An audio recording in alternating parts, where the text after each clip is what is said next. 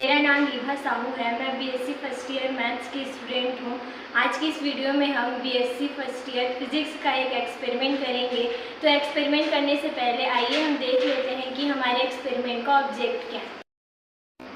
आज के हमारे एक्सपेरिमेंट का ऑब्जेक्ट है दंडलोलक की सहायता से गुरुत्वीय त्वरण जी का मान ज्ञात करना। अब हमारे एक्सपेरिमेंट में जो हम ऑपरेटर्स यूज़ करेंगे वो हैं दंडलोलक, 2 छूरधार, एक स्टॉपवॉच और मीटर स्केल और एक ग्राफ पेपर। फिर हमारे एक्सपेरिमेंट में जो हम फॉर्मूला यूज़ करने वाले हैं वो है T = 2π√L/g। यहाँ पे हमारा G है 4π²L/t², जहाँ पे T हमारा आवर्तकाल है और यहाँ पे जो हमारा L है वो L + L' के बराबर होता है। तो हमारा जो L है यहाँ पे वो है निलंबन बिंदु की गुरुत्वीय केंद्र G से दूरी और L' है गुरुत्व केंद्र G की दोलन केंद्र O से दूरी तथा G है हमारा गुरुत्वीय त्वरण। ये हमारा ऑब्जर्वेशन टेबल है तथा इसकी सहायता से हम T और L का मान ज्ञात करते हैं। इसी के लिए हम ऑब्जर्वेशन टेबल बनाते हैं। तो आइए हम एक्सपेरिमेंट करके इसका मान ज्ञात करें। हमारे एक्सपेरिमेंट का फर्स्ट ऑपरेटर है ये हमारा बार पेंडुलम।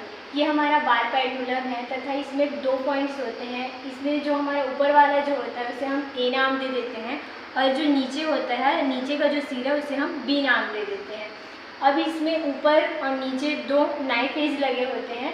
ऊपर सिरे में एक नाइफ एज लगा होता है और नीचे वाले सिरे में दूसरा नाइफ एज लगा होता है। मतलब इसमें बार पेंडुलम में टोटल 2 नाइफ एज होते हैं। हमारे बार पेंडुलम में टोटल 19 होल्स होते हैं। ये हमारा फर्स्ट होल होता है, ये सेकंड, थर्ड, फोर्थ, फिफ्थ, 6, 7, 8, 9 और ये हमारा जो 10th वाला जो होल्स होता है इसे हम सेंटर ऑफ ग्रेविटी कहते हैं। इसके बाद फिर से ये वाला जो होल होता है उसे हम first, second, third, fourth, fifth, 6, 7, 8, 9 मतलब सेंटर ऑफ ग्रेविटी के ऊपर और नीचे दोनों ओर समान संख्या में होल्स होते हैं। हमारा बार पेंडुलम है। बार पेंडुलम का वो सिरा जिसको हम रिजिड सपोर्ट में फिट करते हैं, वो जो सिरा होता है वो हमारा सेंटर ऑफ सस्पेंशन होता है और बार पेंडुलम के सेंटर में जो होता है वो हमारा सेंटर ऑफ ग्रेविटी होता है और जो सिरा ऑक्सीलेट करता है वो हमारा सेंटर ऑफ ऑक्सीलेशन होता है। बार पेंडुलम का वो सिरा जिसको हम रिजिड सपोर्ट में फिट करते हैं, वो जो सिरा होता है वो हमारा सेंटर ऑफ सस्पेंशन होता है और बार पेंडुलम के सेंटर में जो होता है वो हमारा सेंटर ऑफ ग्रेविटी होता है और जो सिरा ऑक्सीलेट करता है वो हमारा सेंटर ऑफ ऑक्सीलेशन होता है। हमारा बार पेंडुलम है। बार पेंडुलम में ये जो हमारा फर्स्ट होल होता है जिसको हम रिजिड सपोर्ट से फिट करते हैं वो हमारा सेंटर ऑफ ये हमारा सेंटर ऑफ सस्पेंशन होता है। यहाँ से सेंटर ऑफ सस्पेंशन से सेंटर ऑफ ग्रेविटी की जो दूरी होती है उसको हम स्मॉल एल से शो करते हैं।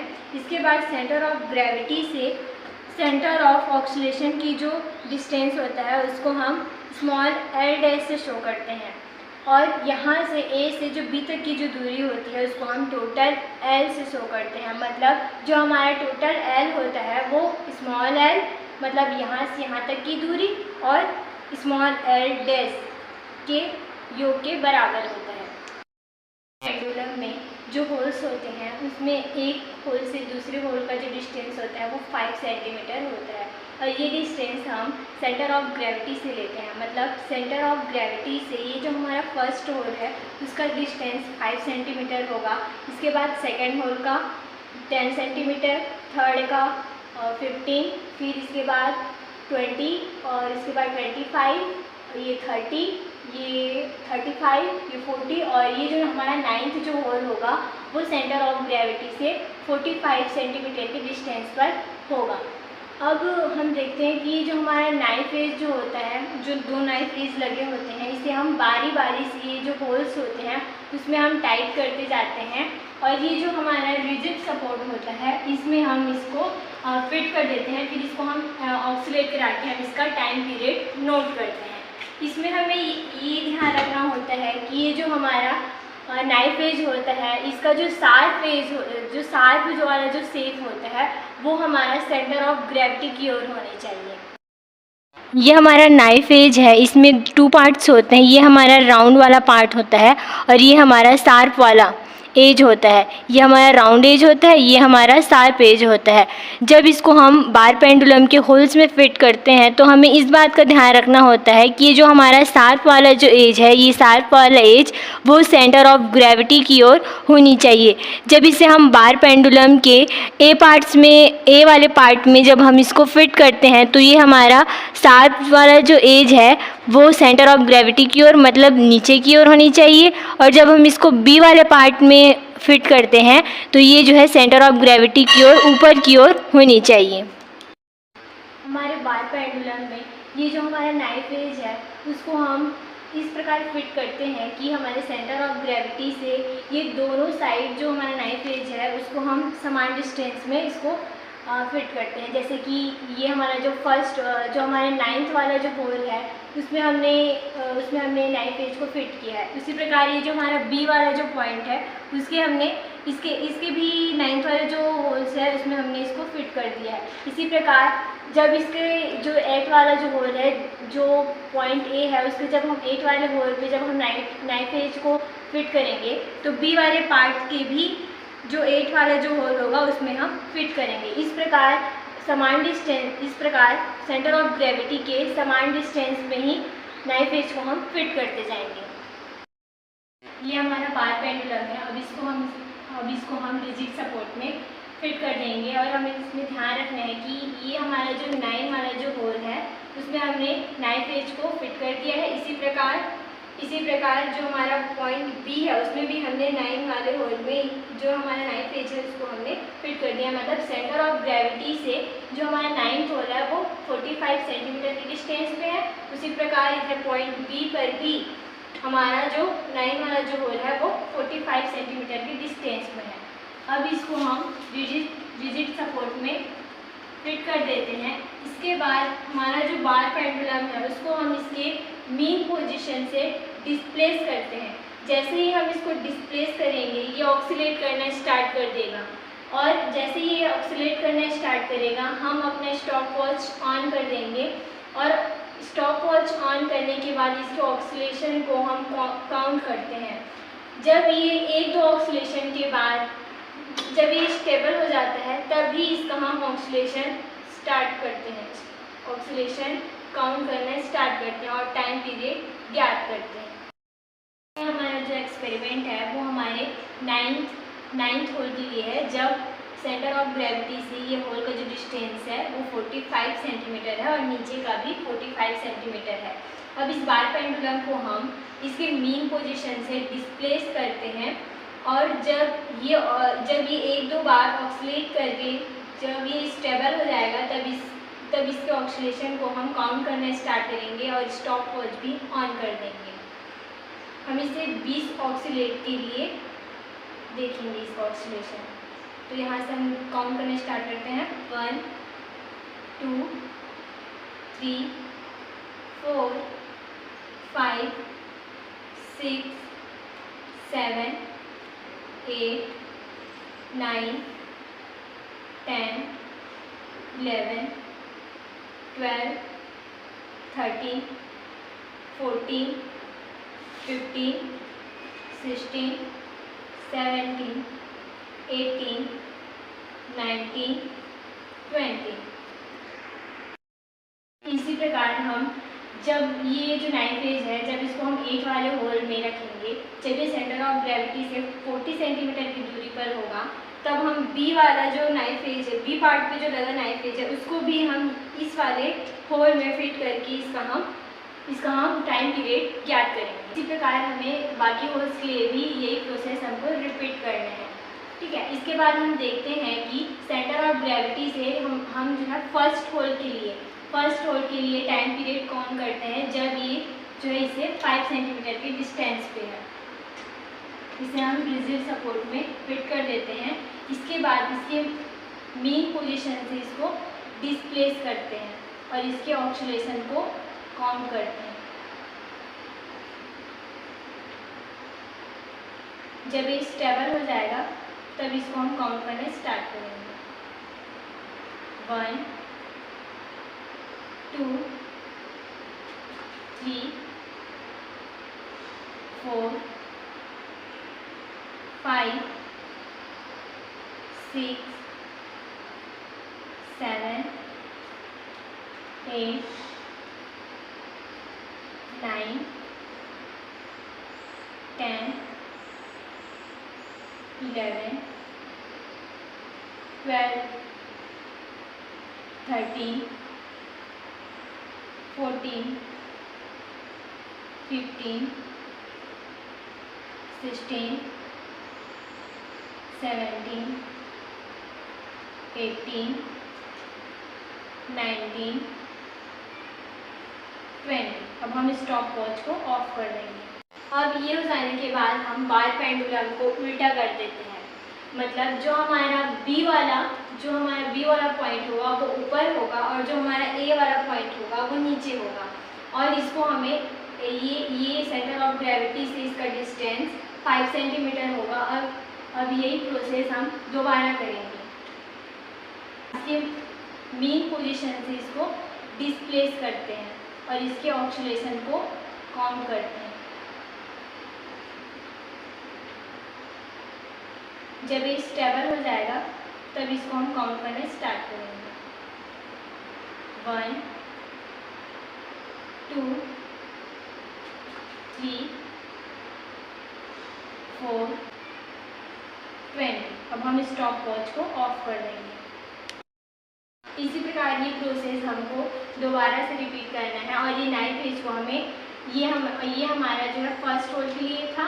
अब इसके बाद हम इसको सेकेंड होल के लिए लेंगे और ये नाइफ एज को भी हम यहाँ पे सेकेंड होल पे फिट कर देंगे। और इसके बाद हम इसको रिपीट, जैसे हमने अभी एक्सपेरिमेंट किया था इसी प्रकार इसको रिपीट हमको करना है और अपना टाइम पीरियड याद करना है। अपना ऑब्जर्वेशन टेबल कंप्लीट कर लिया है। ये हमारे ऑब्जर्वेशन टेबल का फर्स्ट पार्ट है। ये ऑब्जर्वेशन जो हमने टेबल लिया है ये हमने तब की कंडीशन में लिया है जब हमारा जो ऊपर वाला पार्ट है वो ए हो और नीचे वाला पार्ट बी हो। तब की कंडीशन में हमने ये अपना ऑब्जर्वेशन टेबल कंप्लीट किया है। हमारे ऑब्जर्वेशन टेबल में जब हमारा 9th होल 45 सेंटीमीटर की दूरी पर होगा सेंटर ऑफ ग्रेविटी से, तब 20 ऑक्सीलेशन के लिए हमने टाइम 32.5 कैलकुलेट किया है और इसके लिए हमने टाइम पीरियड भी काउंट कर लिया है। टाइम पीरियड को हमने T/20 मतलब 32.5/20 करके हमने इसका मान कैलकुलेट किया है 1.625। इसी प्रकार 8 होल के लिए जब वो 40 सेंटीमीटर के डिस्टेंस पर होगा तब हमने टाइम और इसका टाइम पीरियड हमने इसका काउंट कर लिया। इसी प्रकार हम बारी बारी से इसका टाइम पीरियड काउंट कर लेंगे। ये हमारे ऑब्जर्वेशन टेबल का सेकंड पार्ट है। जब हमारा बी वाला पार्ट ऊपर की ओर होगा और ए वाला जो पार्ट है वो नीचे की ओर होगा, तब हम फर्स्ट होल जब वो सेंटर ऑफ ग्रेविटी से 5 सेंटीमीटर के डिस्टेंस पर होगा तब हमने 20 ऑक्सीलेशन के लिए टाइम 54.5 कैलकुलेट किया है और इसके लिए हमने टाइम पीरियड लिया है 2.725 हमारा ये आया है। ठीक है, इसके बाद हम सेकेंड होल के लिए जब वो 10 सेंटीमीटर के डिस्टेंस पे होगा तब हमने टाइम और इसका टाइम पीरियड नोट किया है। इसी प्रकार आगे भी हम ऐसे ही प्रोसेस करते रहेंगे और टाइम पीरियड इसका कैलकुलेट कर लेंगे। ये मैंने ऑब्जर्वेशन टेबल के आधार पर मैंने ग्राफ ड्रॉ किया है। ये वाला जो हमारा ग्राफ है वो पार्ट ए के लिए है और ये वाला जो हमारा ग्राफ है वो पार्ट बी के लिए। मैंने एक्स एक्सिस पे नाइफ एज का डिस्टेंस लिया है सेंटर ऑफ ग्रेविटी से और वाई एक्सिस पे मैंने टाइम पीरियड को लिया है।